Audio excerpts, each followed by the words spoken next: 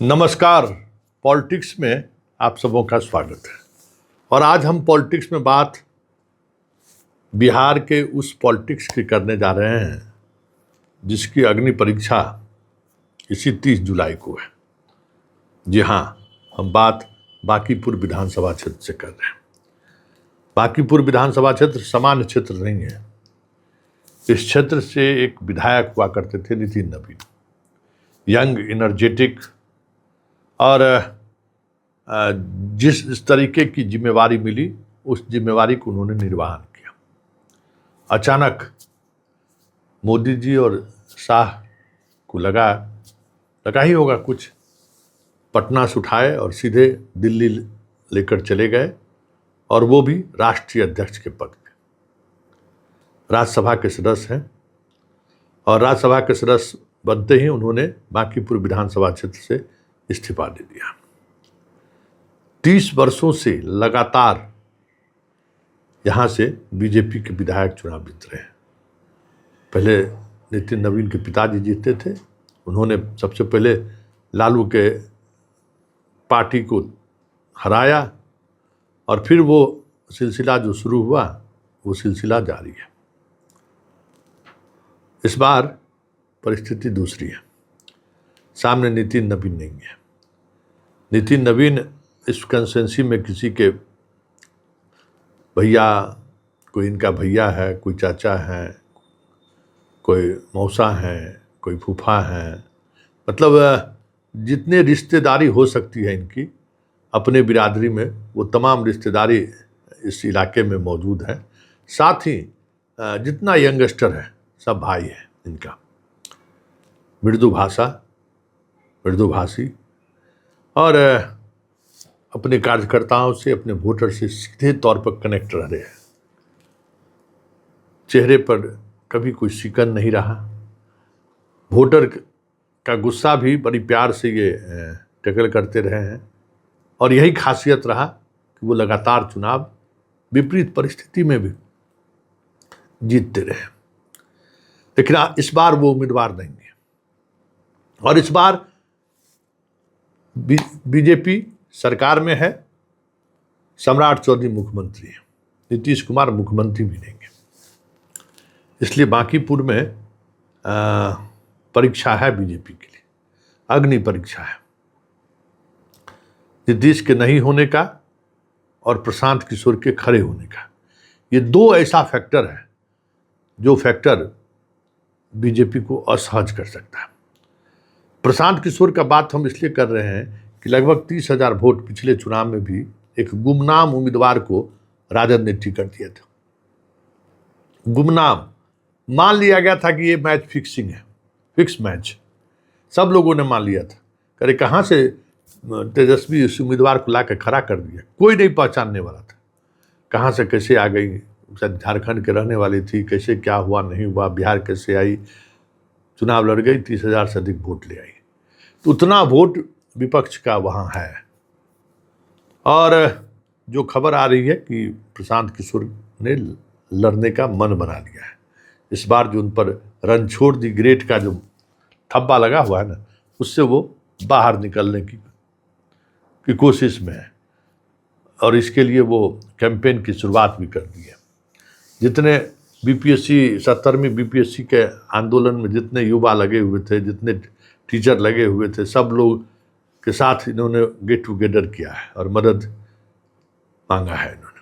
छात्रों ने भी और शिक्षकों ने भी भरोसा दिलाया है कि हम आपके साथ हैं। हालांकि चुनाव के दिन तक कितने लोग साथ रहेंगे कहना मुश्किल है, लेकिन प्रशांत किशोर के लड़ने से मुकाबला तो दिलचस्प हो गया है। क्योंकि जिस विधा का Don Bradman, Sachin Tendulkar, Virat Kohli BJP है चुनाव जीतने का, ठीक उसी विधा का, उसी तरीके का विधा का ब्रैडमैन, सचिन तेंदुलकर, विराट कोहली और रोहित शर्मा, प्रशांत किशोर है। दोनों एक दूसरे की शैली को जानते हैं। दोनों एक दूसरे को कैसे हराया जा सकता है, इसका दाव पेच क्या हो सकता है, सब समझ इन लोगों को समझ में आता है। एक दूसरे के घर भी देखे हुए हैं, एक दूसरे की रणनीति को करीब से लोगों ने महसूस भी किया है।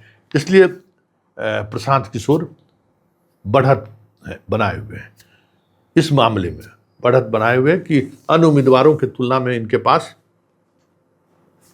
वर्कर का कोई कमी नहीं होगा और पूरे प्रदेश नहीं पूरे देश से लोग आएंगे। हमारी बातचीत जो हुई है उससे साफ यही लग रहा है।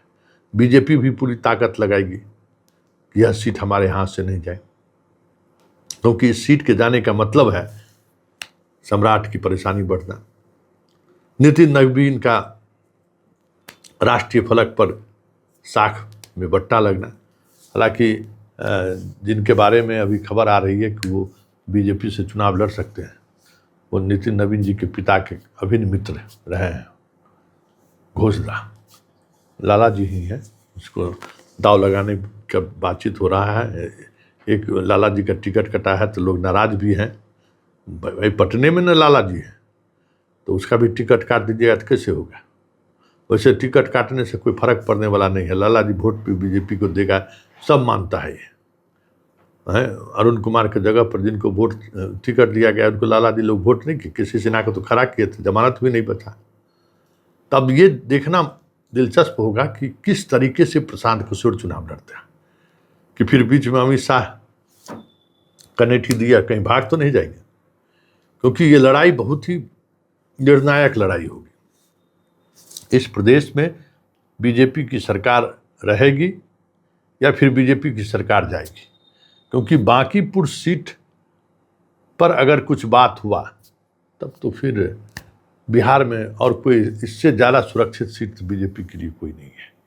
और यहाँ भी अगर सेंधमारी हो जाए तब तो आप कह दीजिए कि भाई अब आप राजनीति छोड़ दीजिए, बिहार छोड़ दीजिए। अब बिहार में एक अलग तरीके की राजनीति के साथ, किसी गठबंधन के साथ आप राजनीति करिए, बी टीम रह सकते हैं, आप ए टीम बनने की स्थिति में नहीं है।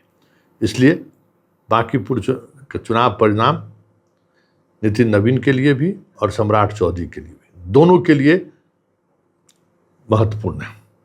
और ये तय मानिए कि जिस तरीके से कैंपेन चल रहा है, बिहार सरकार के तमाम मंत्री, बीजेपी के तमाम पार्टी पदाधिकारी और साथ में जिसको आप देख रहे हैं राष्ट्रीय फलक पर, सारे के सारे लोग आपको पटना में चुनाव कैंपेन के दौरान दिखें तो कोई बड़ी बात नहीं होगी। ये तय मानिए कि इस बार का जो कैंपेन होगा वो भी अव्वल दर्जा का होगा, एक नंबर जिसको आप कह सकते हैं। टेक्नोलॉजी का इस्तेमाल भी उसी तरीके से होगा। सब कुछ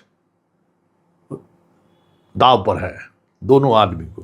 प्रशांत किशोर अगर सिर्फ लड़ाई में बने रह जाते हैं तो इनके लिए बहुत बड़ी जीत होगी और तब फिर इनको बिहार में स्पेस मिलेगा। लेकिन एक बात जो चलते चलते कह देना चाहते हैं, आरजेडी इस तरीके के मामले में कभी कभी बीजेपी के साथ खड़े होते दिख जाती है। इसलिए चुनाव में आरजेडी क्या करती है यह देखने वाली बात होगी।